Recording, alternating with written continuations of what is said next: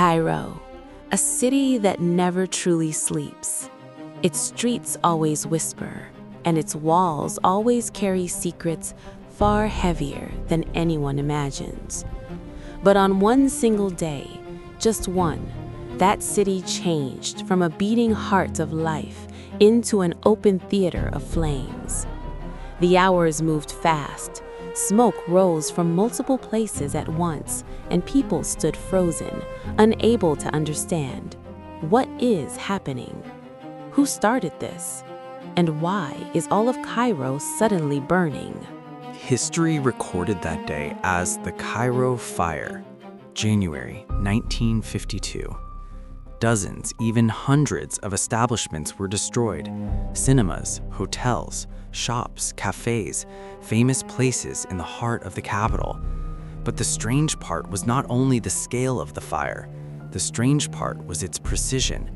The blazes seemed to begin as if an invisible hand were moving the scene, as if this was not random chaos, but a calculated operation.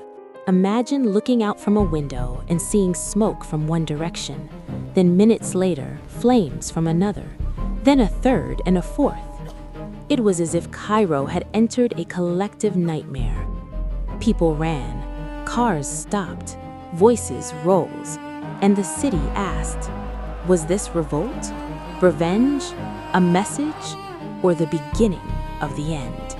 In old files and in stories passed in whispers, one question still survives. Who benefited? Because in every great crime, that is the first question. Who needed Cairo to burn? Who needed people to lose trust? Who wanted chaos to become a tool?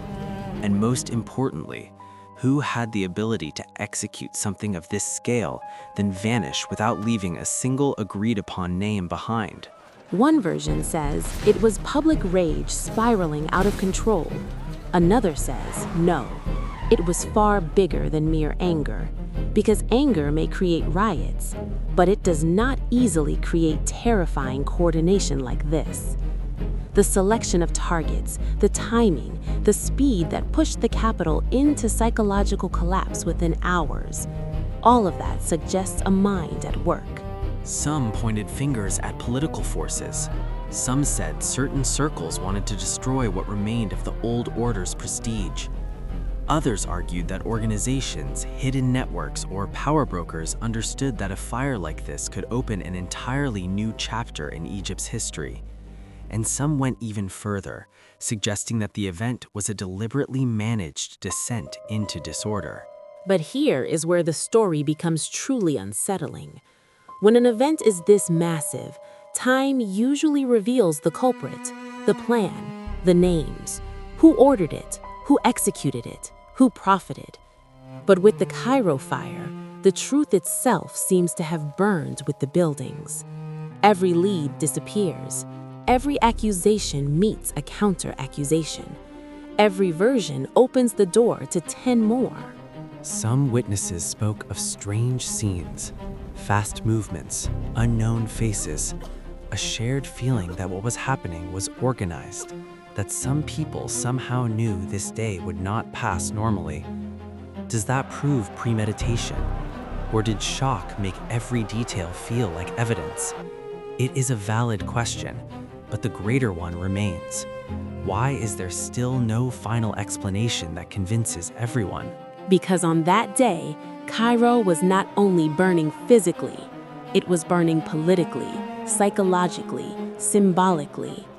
Any city can rebuild structures, but when the sense of safety burns, when people feel the heart of the capital can turn into hell without a clear explanation, then it is not just stone and timber that are lost.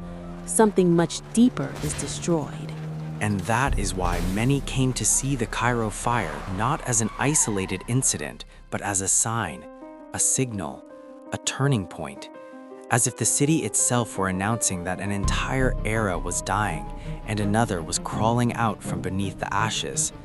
But the question remains, did the one who lit the fire know they were igniting the future of an entire nation? Dark whisper. Imagine for a moment that this was not spontaneous unrest.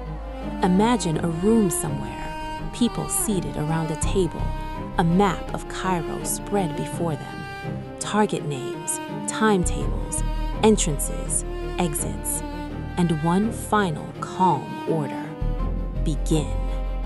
And within hours, the city erupts. Is that fiction? Maybe.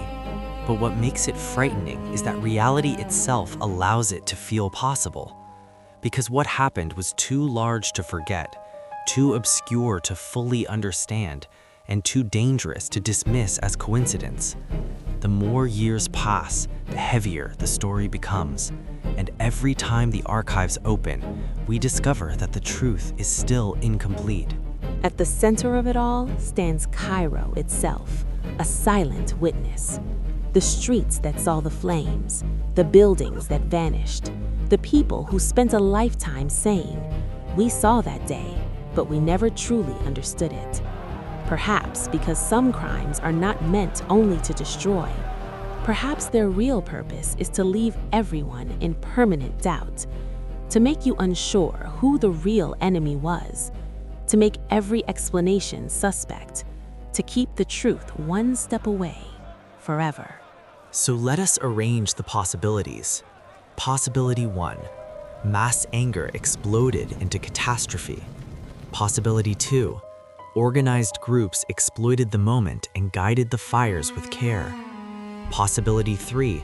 A hidden political struggle needed a dramatic shock to shake the country. And possibility 4. The truth is a mixture of all of them, too tangled to separate. That is the most dangerous kind of mystery, the one where every side holds part of the truth, but no one holds the whole picture. In the end, that night remains one of Egypt's most terrifying and enigmatic nights. A night when fire was not just fire, it was a question so large that time itself could not answer it. Who burns Cairo? Who planned it? Who moved the pieces? And who watched from a distance, knowing history was changing before their eyes?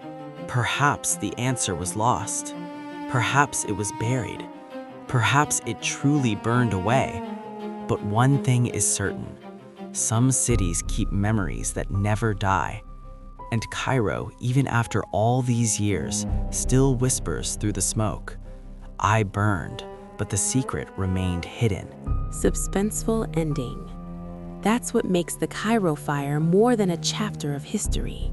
It's an open mystery file, a file that, every time we open it, reveals embers that never fully died. And in the next case, we may follow each accusation one by one and ask, who came closest to lighting the night that changed Egypt?